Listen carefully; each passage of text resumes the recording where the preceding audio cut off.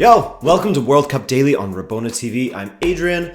Welcome to the Daily Show where we go over all the action from this day in Russia. Now, I've been getting some heated comments from people wanting me to show the footage of the events. Clearly, some people have no idea how YouTube works. So, let me be clear from the offset. I can't show highlights of the match. That is not legal, considering all football footage is copyrighted. As soon as I show extended footage of a match, my video gets taken down by FIFA and I get a strike on my channel. Make sense? Appreciate it. Nowhere does it say that this is match highlights, by the way, so I'm not sure what those people are on about or what they were expecting or why they were expecting to see highlights. Now with that out of the way, England and Panama rounded out the second round of matches in Group G in another very simple situation for both of the teams. If England wins, they are through, and Panama is out. Well, it took only 8 minutes of this match in order to see our first goal, which came by way of John Stones, as Kieran Trippier's corner was met by Stones and his bullet header found the bottom corner. Stones became just the second Manchester City player to score for England at a World Cup, with the first being Trevor Francis 36 years ago in 1982.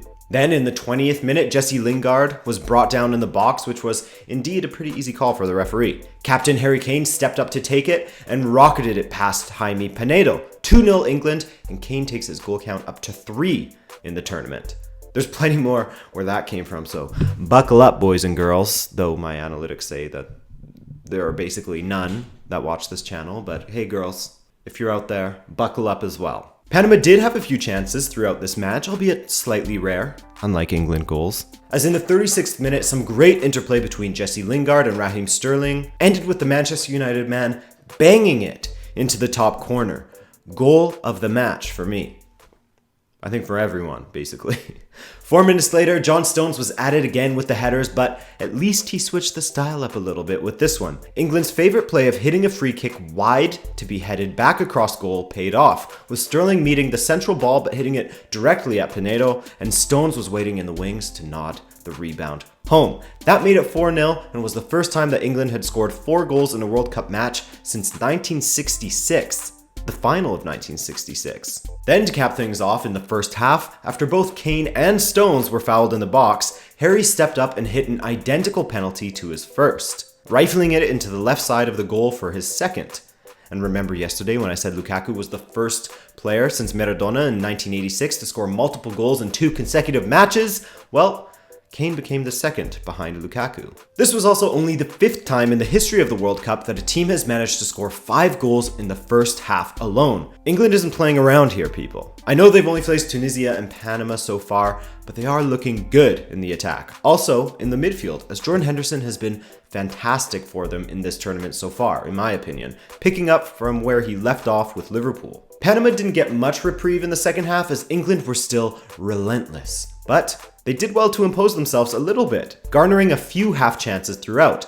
But I think the focus for England was now to stay defensively solid, as they had already flexed their attacking muscles. And finally, in the 62nd minute, Harry Kane's hat-trick was complete, with the most beautiful of touches that he had absolutely no idea about. Ruben Loftus-Cheek had lined up a strike from outside of the box as Harry Kane made his diagonal run, and the ball ricocheted off of his heel and looped over the stranded Pinedo in goal 6-0. With that goal, Harry Kane became just the 3rd player to score a hat-trick for England at a World Cup, behind Jeff Hurst in 1966 and Gary Lineker in 1986. Oh, and he's now taken the lead for the Golden Boot with 5 goals from 4 matches, and every one of his shots on target has resulted in a goal. Not the strongest hat-trick perhaps, as it was 2 penalties and a deflected shot, but he won't mind, and neither do I, to be honest. Penalties aren't exactly a sure thing. And finally, history was made for Panama as their 37-year-old substitute Felipe Baloy guided a lofted free kick past Jordan Pickford for what was Panama's first ever goal at a World Cup. And it was great seeing how passionately the fans celebrated it, as if they had won the match. That's what the World Cup's all about, man. And so, with that win for England, Group G standings are as follows. England in first, but only ahead of Nigeria. No. No, not again. Germany follow up in second with 3. Germany follow up in second with 3. Sorry, only ahead of Belgium on fair play. Tunisia in third with 0 points, and Panama also on 0 points. Both eliminated. So both England and Belgium are through. And they face off in the next match, of course, to decide who will end up in first place. It'll be interesting to see how that match plays out, as depending on who finishes where, they could end up on the easier side through the knockout stages, or go through the Brazil-Germany route. Mind you, nothing will be easy in the knockout stages. So Group G finished off their second matches, and it was time to go to Group H, where the two leaders of the pack, Japan and Senegal, faced off for Group H supremacy. Japan started very slowly, and the exclamation point on that slow start occurred in the 11th minute when Japanese keeper Eiji Kawashima made the silly decision to punch away a low strike instead of just an easy gather. Unlucky for him, he punched the ball straight off of Sadio Mane's knee and into the back of the net. So Sadio Mane got his first goal from his first shot on target in the tournament.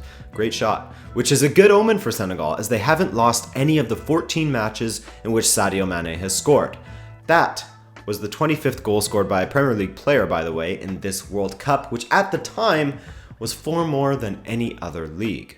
However, in the 33rd minute, a long ball forward to Nagatomo wasn't controlled to the best of his ability, but that miscontrol fell at the feet of Takashi Inui, who cut to his right and curled the ball into the bottom corner. Nothing the Senegal keeper Ndai could do, really. Inui hadn't scored for Japan since 2014, but in his last 3 matches, he's now scored 3 goals. Also, his name is a perfect palindrome on the back of his kit, as it reads the same right side up as it does upside down. Little useless information for you. In the second half, Senegal were really let off in the 60th minute when Yuya Osako, the hero from their win over Colombia, fluffed his lines completely and failed to guide a squared ball to him into the back of the net. Massive let off for Senegal, and when a team misses a chance like that in a close game like this one, it makes you wonder if they'll live to rue that. And if they weren't rueing that miss, then 4 minutes later, Inui hit the crossbar, and this is when I started to fear for Japan a little bit. Just seeing how their luck was going. And of course, those fears for Japan and their wastefulness were confirmed to be grounded in some sort of reality or logic, as in the 70th minute, Sabali did a roulette to control the ball and give him room to square it to Niang, whose flicked touch rolled the ball perfectly into the path of right back Moussa Wagué, who finished cleanly past Kawashima. 2-1 Senegal against the run of play. And he also became the youngest African player to ever score at a World Cup at just 19 years and 236 days old. Congrats, Wagué. But have no fear though, fans of Nippon, as cometh the hour, cometh the absolute legend, that is Keisuke Honda. 6 minutes after being subbed on, Honda was at the end of a cutback by Inui, and his strike just glanced off of Koulibaly on the goal line and went in. With that goal, Keisuke Honda became the top scoring Asian player in World Cup history. He's made 9 appearances and scored 4. He also became the first Japanese player to score in 3 consecutive World Cup tournaments. 2-2, man, and what a match we had on our hands, with Japan pushing for the winner and Senegal looking dangerous on the counter. But in the end, the draw was the final result. And so we turn our eyes over to the other match in this one, as Colombia and Poland faced off. Colombia largely dominated the first half, coming close on a few occasions, completely icing out Robert Lewandowski and restricting Poland to counterattacks for the most part. Again, like I said, when Lewandowski is isolated out of the match, Poland look like they lack ideas going forward. Finally, Colombia got their breakthrough in the 38th minute when Juan Quintero played a beautiful through ball to James Rodriguez, whose inch-perfect cross was met by Yerry Mina, who leapt 17 feet through the air to guide it past an outstretched Szczesny in goal. He jumped pretty high. That was the 9th goal that James has been involved in for Colombia, and what was just his 7th appearance in the competition. Poland, on the other hand, are still yet to have a single shot on target in the first half of their 2 matches at this World Cup. They've been looking pretty dismal. And, for the most part, Poland were just as disappointing throughout this match, looking lifeless in their attack and lethargic in defense, with Colombia cutting them open seemingly at will, and take absolutely nothing away from Colombia in their performance, because their passing and their movement off of the ball was breathtaking to watch at times. And that breathtaking play bared more fruit for the Colombians in the 70th minute when Juan Quintero's through ball was latched onto by Radamel Falcao, and the finish into the bottom corner with the outside of his boot. Amazing. He did him dirty like that. And surprisingly, that was his first World Cup goal for Colombia, despite being their all-time top scorer. And I am sorry, Polish fans. But only 5 minutes later, James Rodriguez got his second assist of the night when his crossfield switch played Juan Cuadrado in, and his blistering pace took him past the Polish defenders, and his finish rolled past a vulnerable Szczesny into the goal. 3-0, and the Poles' fates were sealed. From there, Colombia just basically saw the game out, with James Rodriguez taking a few liberties with his passing and dribbling and making a mockery of the Poles at times. Hey, I don't mind a little flair. Oh, and special mention to David Ospina, as he made a few key saves in this game. And so, the standings with one match remaining in the group are as follows. Japan and Senegal are at the top on 4 points apiece, and Japan ahead due to fair play. Colombia is in third with 3 points, and Poland, surprisingly, in last place with 0 points, as they are the first European nation to be eliminated. So the last matches from this group are going to be extremely exciting. Poland will just be playing for pride against Japan, while Japan will probably need a win to advance, though they could get through with a draw and maybe a loss, depending on the other match. Goal scored in the other match.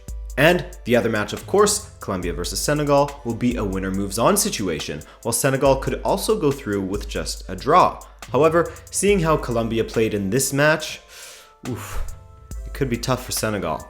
Now, those are the realities that the teams in Group H face going into their final match. From here on out, we will have 4 matches per day as we round out the group stage. Tomorrow, we will see Russia and Uruguay, both already qualified for the round of 16, face off to decide who will get first and second. Less strategy will be involved for them as Group B plays after, but these guys are professionals, so they will want to play some good football to keep the winning attitude and momentum going in this tournament. It's really hard to judge Russia and Uruguay at this point, as they were up against the 2 weaker sides, with all due respect, in the group first, so this will be the real test. Russia definitely has surprised many with the quality they possess going forward, and their backline will be tested with the 38-year-old Sergei Ignashevich having to face Suarez and Cavani.